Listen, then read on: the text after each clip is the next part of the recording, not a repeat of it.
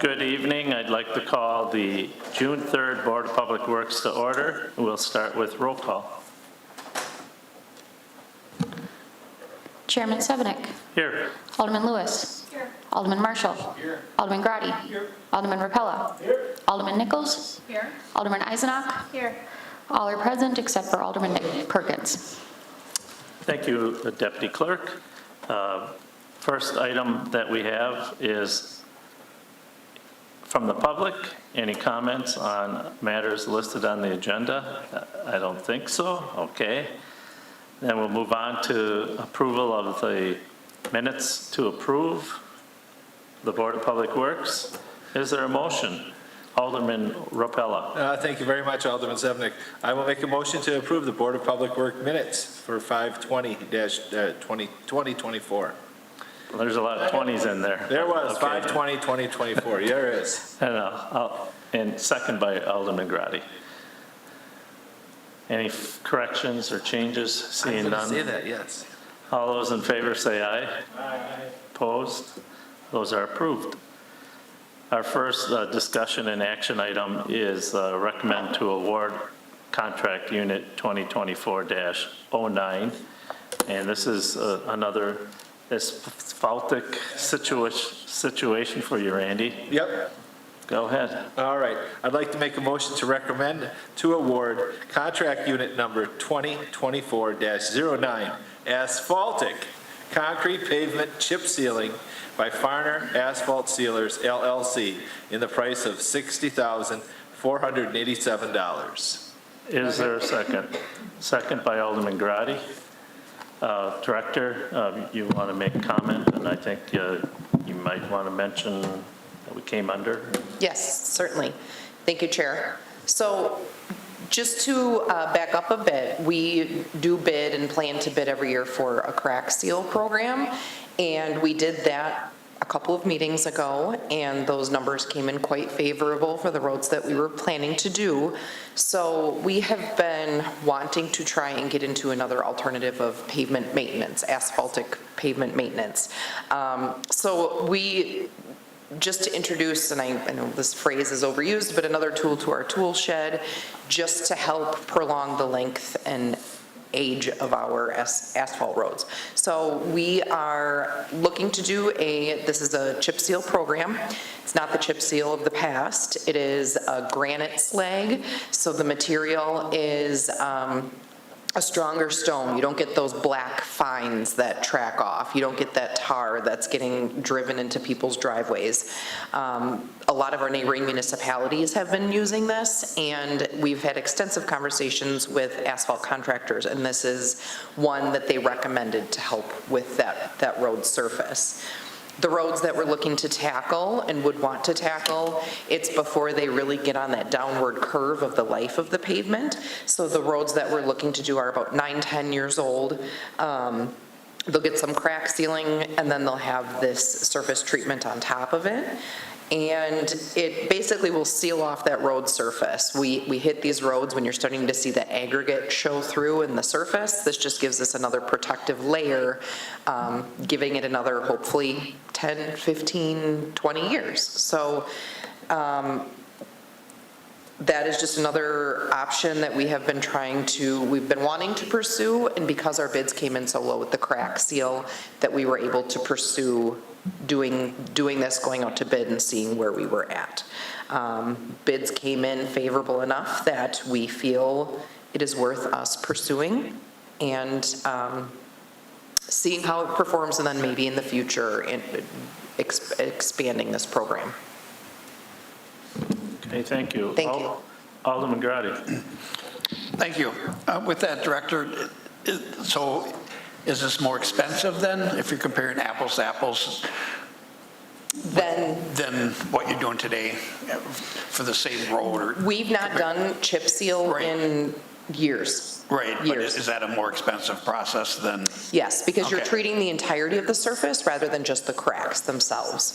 So you're still going to treat the cracks because you don't want those cracks to reflect up through the pavement. So you're still going to do a crack seal, But this is also a surface treatment, so they'll put a tar down, or they'll spread out a material, then they put this granite over it, granite fines, and then they let it sit for a certain amount of time, it gets swept, and there'll be a series of sweeps that'll be necessitated to get any material that could be falling off of it, but it should help prolong that surface.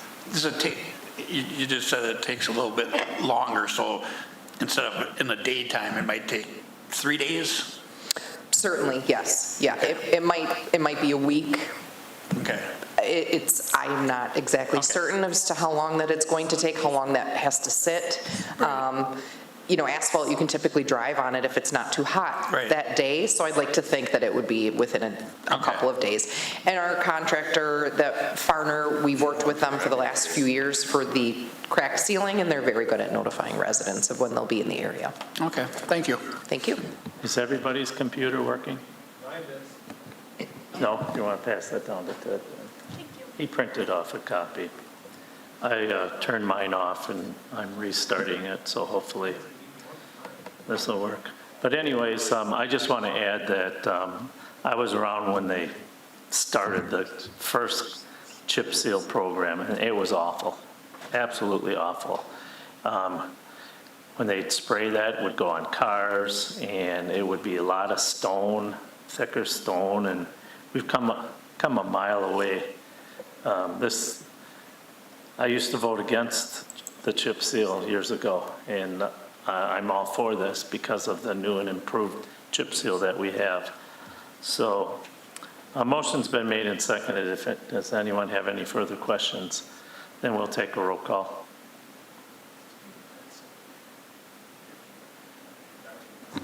If I may add, we have actually spent time, our staff, I have gone to other adjacent municipalities last year when they were doing the chip seal, just to see how it looked, how it performed, and what was needed. And it's used very commonly in other municipalities in residential areas. So I think hopefully this will be a good thing and help us out. If we can add another 5-10 years to a street, I mean, that's less that, we have to burden the taxpayer and plan down the road for new construction. So it's a good program. Do we have results of?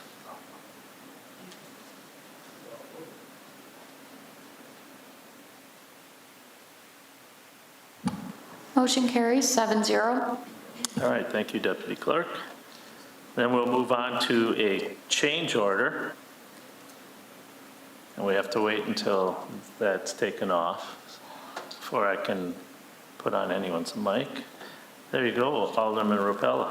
All right, I'll recommend to Common Council approval of change order number 1 to contract 2024-06, utility and street construction in the amount of $53,504 for the construction of the Oak Street extension. $500.04. What did I say? $500.04. Sorry. I'll read it again. $53,504 for the construction of the Oak Street extension from Annip Street to the Lawson Canal. Second. Motion's been made and seconded by Alderman Nichols. Any further discussion?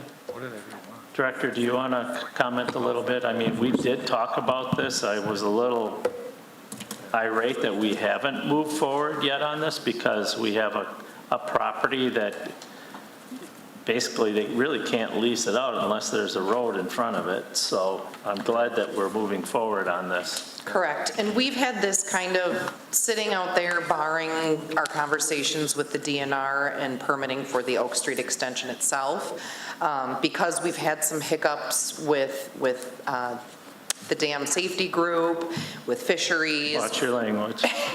Excuse me. We did feel it was in our best interest to get this road in. It'll be in a temporary condition. We're not going to be hanging curb and gutter, but we will be getting the base established, and then obviously an asphaltic surface will be on top of that.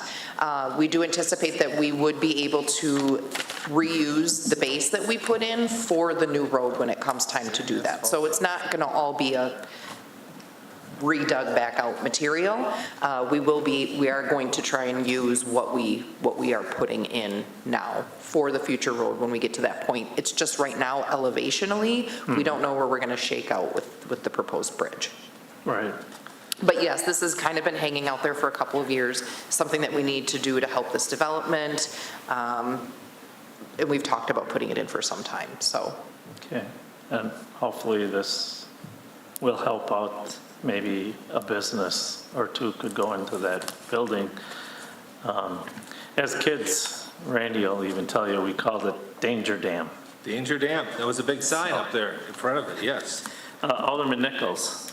Thank you, Chair. Will you be accommodating parking with this design? I would say yes. We're not going to have the road in its final state, but we'll have the base in the footprint that it would be. So I would say yes, there should be some room to accommodate parking on at least one side of that road. I would expect that. I'm just imagining folks taking advantage of anything and everything that might be available or unavailable. And then what about the end? How will you address that for the time being? Sam, I don't know if you had any.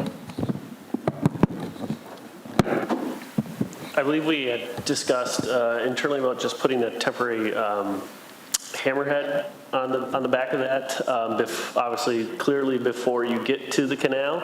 And I had actually even mentioned to Deputy Director Gordon, perhaps it might be a good idea to put, the actual posts and the red triangle signage on the end of that, and he had already had all that covered. So we can certainly confirm parking before the common council meeting if it's the direction of the Board of Public Works to kind of move this forward.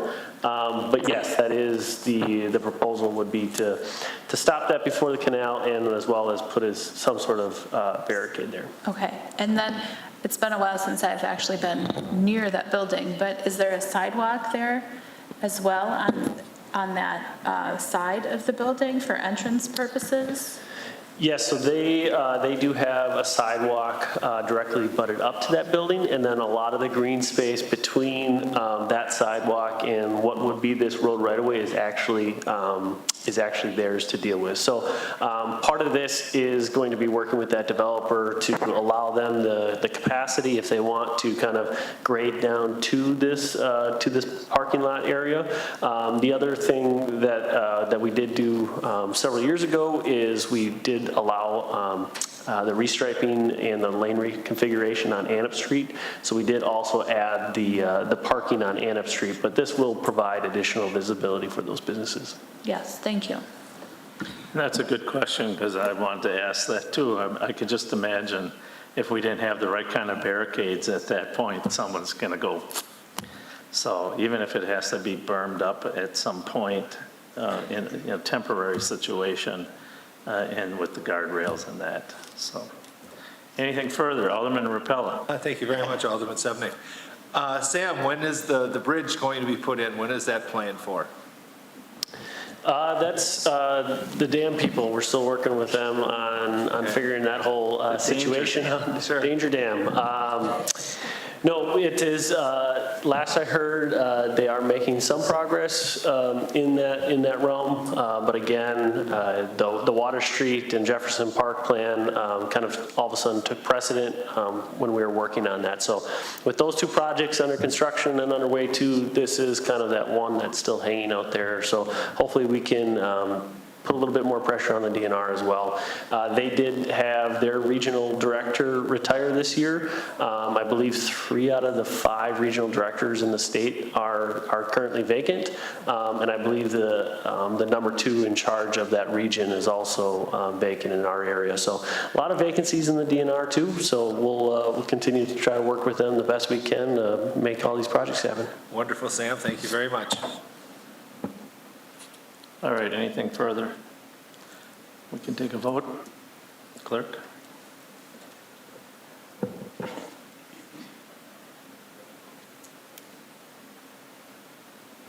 Motion carries 7-0. Thank you, Deputy Clerk. And then our last item is a payment. Alderman Rapella. Thank you very much. I'll make a motion for the payment to Faith Technologies Incorporated, 2023-07, Public Works Facility Solar Expansion, $17,192.42. This is payment number 3 and the final payment. Is there a second? Second. Second by Alderman Grady. Anything further from the committee? Any questions? Did you want to add anything, Director? If I may, Chair? Sure. Thank you. So this is the final payment for solar. Obviously, that means that it is up and running and functional. And we were waiting on hearing back from the Office of Energy on whether or not we were going to be getting a, I don't want to call it a grant, but a reimbursement, if you will. And while we did get our 30% direct pay reimbursement, they rescinded a majority of the applications. I don't know if they just had that many that applied. So basically, any of the applications that were submitted for a certain tier were all rescinded because they met Their goal. funding level limits, what have you, for this year. So they did say you have the option of applying in 2025, and this is for the low income specifically, to clarify. This is for the low income community 10% reimbursement. That portion they had rescinded. If we were to wait to try and capture 2025 funding, we would have to keep the system down, and we would have lost revenue to where it would actually exceed what we would get in return. So we said, hook it up, let's get it going, and start capturing those revenues. So it's been a few weeks now. We had a hiccup with an inverter, but it is all fully functional, operating, and hopefully we'll start seeing some energy savings with that. So what you saw earlier at council tonight was the WPPI borrowing. That will cover the remainder of what we need to pay for this project. We have the spirit funds, the $145,000 in spirit funds, the 30% direct pay. We did successfully capture a focus incentive of about $21,000. So when it's all said and done, the city's paying about $90,000 for a $370,000 project. Excellent. So, And then we continue to generate savings. yes. So, anything further? Let's take our roll call.